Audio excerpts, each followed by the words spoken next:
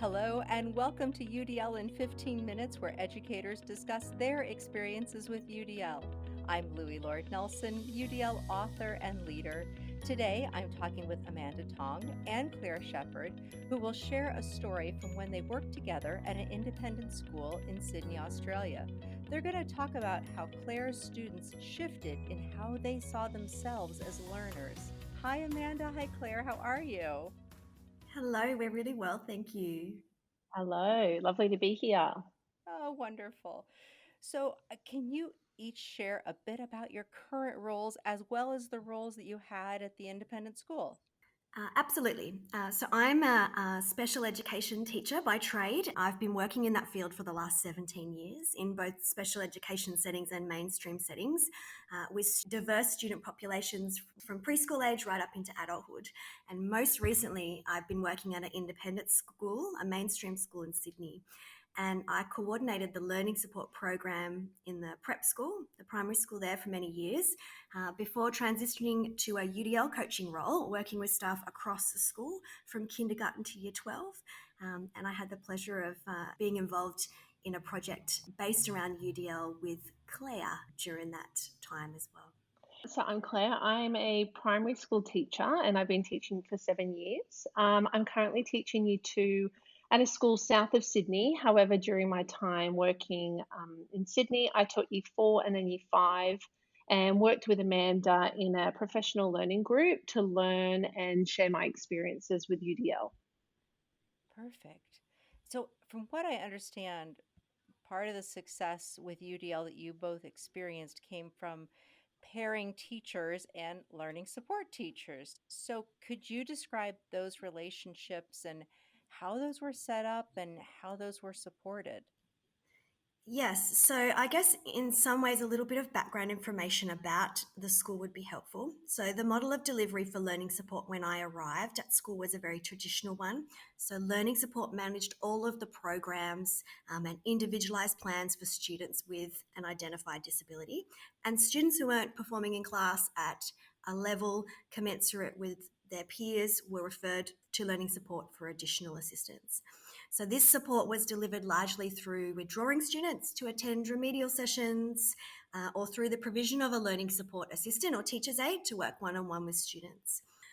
We were looking to move away from that really obsolete model of support provision towards a more inclusive one that honoured our obligation in the Disability Discrimination Act to provide students with access to the curriculum on the same basis as their peers. So we were committed to students being best served in the context of their mainstream class. And we were really looking for a feasible and sustainable way to support teachers to better cater for the diversity in their classroom at both ends of the spectrum, really. And UDL was a perfect, really natural fit for us and is best practice when it comes to inclusive practice.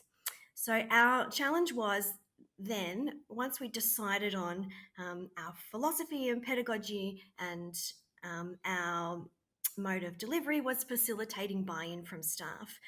Traditionally, our school had adopted a real smorgasbord approach to professional development for teachers. And as a result, new initiatives weren't often readily received by staff who were a little bit confused about our goals and sometimes then lacked motivation to invest time and energy in things where there wasn't that level of accountability for them having to implement new ideas that have been introduced, and particularly because they knew that at our next professional development session we will have moved on to something else. So we were challenged to think about how we could introduce the idea of universal design for learning and support its effective and ongoing implementation in a way that was really authentic and organic and sustainable. So we decided to trial a co-teaching initiative in our intake years, which is year three and year five, where a special education teacher and a classroom teacher would take joint responsibility for the class and teach them together for the whole year. They were both provided with training in UDL and were supported to use the UDL guidelines to meet the diverse needs of the learners in their class. And they also met with myself weekly throughout that process as a UDL coach to guide and mentor them. And it really was valuable because it provided a unique opportunity for both teachers from different backgrounds and with different experiences to learn and benefit from each other, and they grew together in their understanding of UDL, and that relationship, that joint sense of responsibility for all of the students in the class, I felt was so much more powerful and positive than learning support staff simply kind of dipping in and out and providing advice to teachers about what they should be doing to better support the kids in their class. So they were working in partnership together to make it happen. They were planning together on a daily basis and working alongside each other, teaching day in and day out in this one classroom. And Claire was one of the first teachers to participate in this co-teaching UDL initiative at school. So she'll have some really unique feedback and insight too about how that experience was for her, for how she found that experience for her personally, but also the benefit for the students in her class. Yeah, so from my perspective, my time co-teaching was really the most transformative experience in my career so far. It allowed me to learn from an incredible educator and therefore become more confident in my abilities to cater for all students, which was really something that I felt was lacking from my own tertiary studies. It also allowed me to experiment with the UDL guidelines with someone else. I wasn't doing it alone.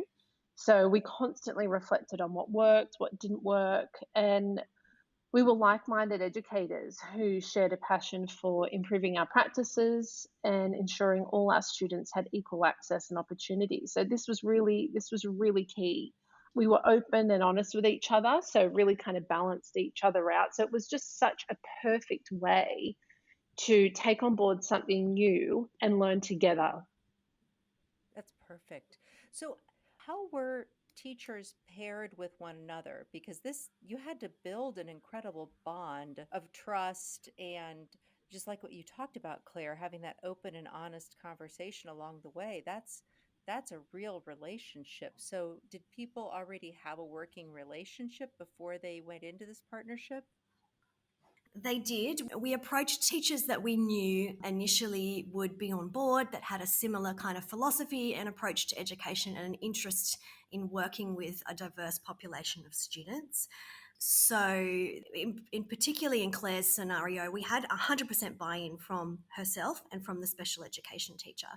They were really motivated to participate in the project and make it work. The second class that we trialled it in, we had 100% buy-in from the special education teacher. The classroom teacher, however, was selected and asked to be part of the initiative despite having some reservations herself and some differences pedagogically herself. And we definitely saw a big difference in terms of how effective that relationship was, how effectively staff were able to work together, and the positive impact on the students and the culture of the classroom that they managed to create together in that space.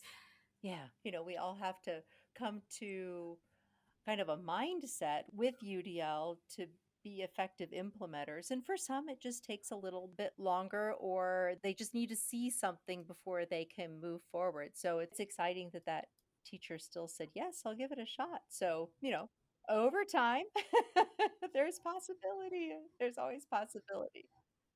Yeah, absolutely.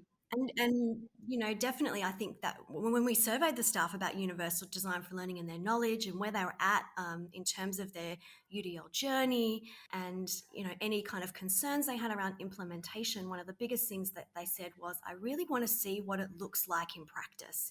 I can understand the theory behind it. I can understand why it's important, but what does it look like? How is it different from some of the other things? How is it different from differentiation? How is it different from providing my students with a menu of learning options in the classroom? How is it different from thinking about de bono's thinking hats when I'm designing learning experiences? So they really wanted to see, what does it look like in practice and what does it look like in terms of my planning and preparation. This project was a really kind of nice way of us showing them what that looked like in practice day in and day out as well. Yeah, yeah, absolutely.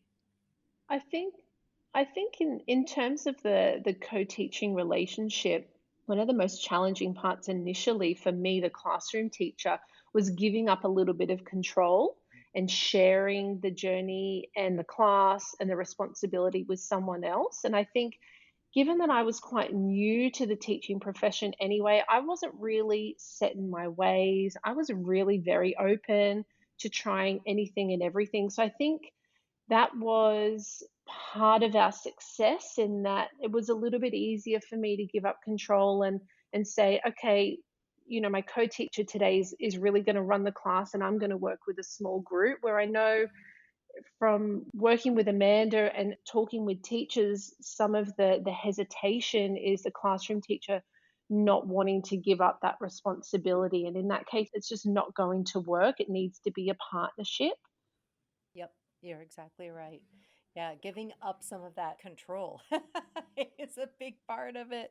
Yeah, and then but having that partnership can help. I think makes us feel a little bit more secure. Absolutely. Yeah.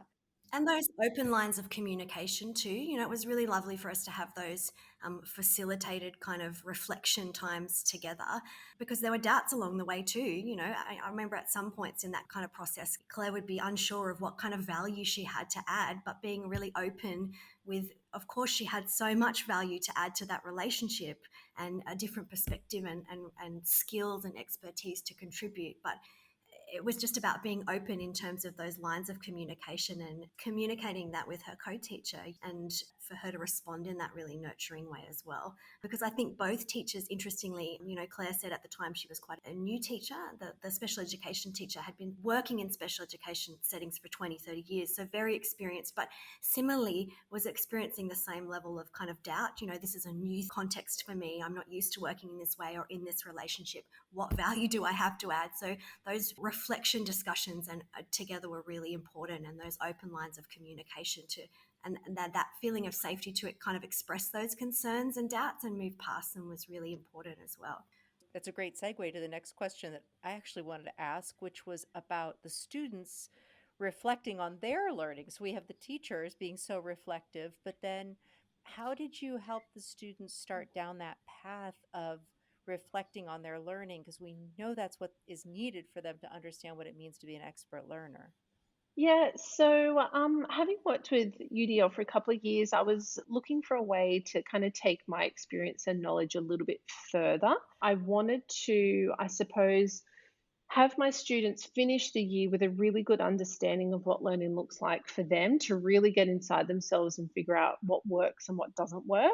And I suppose up until that point, I'd been using the UDL framework and probably still making too many decisions for my students. So I now wanted to hand over the reins. So I had my students reflect on what an expert learner looks like. And their responses were actually quite disheartening. The majority of the responses were really based around compliance. So I will look at the teacher, I will listen to the teacher, I will sit still. So from this, I took spelling as a focus area, and I opened up to the discussion with students and asked them, how do they and others like to learn? And we brainstormed different ways we could engage in our spelling practice, and then the students made and created their own resources. From this, we created a spelling buffet, and each day students selected activities which suited their needs and their mood. And at the end of each session, students used a bit of a TripAdvisor style reflection about their experience, not only with the task itself, but how well it engaged them. And during this time, I was using student friendly UDL guidelines to have students focus on selecting activities that would recruit their interest and to help them to stay motivated. So I was really working within that engagement area.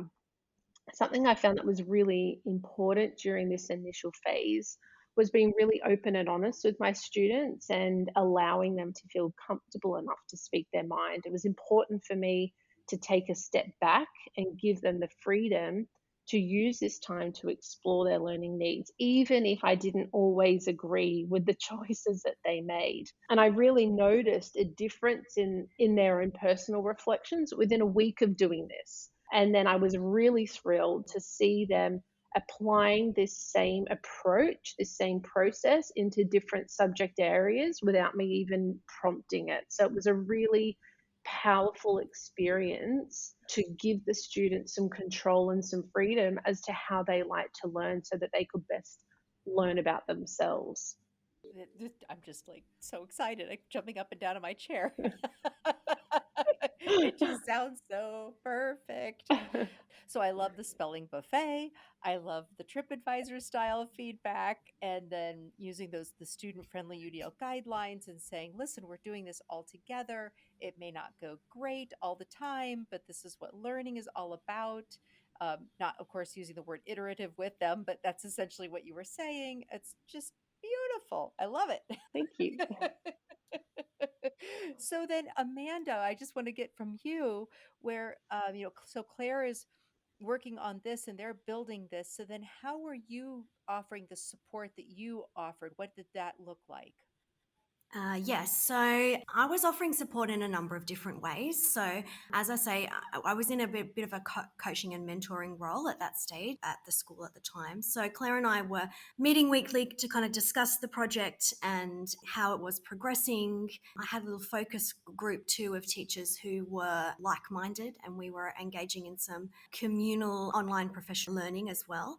But in addition, I was working with some other staff, K to 12, and it was interesting to compare, I guess, how engaging in a similar kind of process looked in a different context for teachers who didn't have that same background as Claire.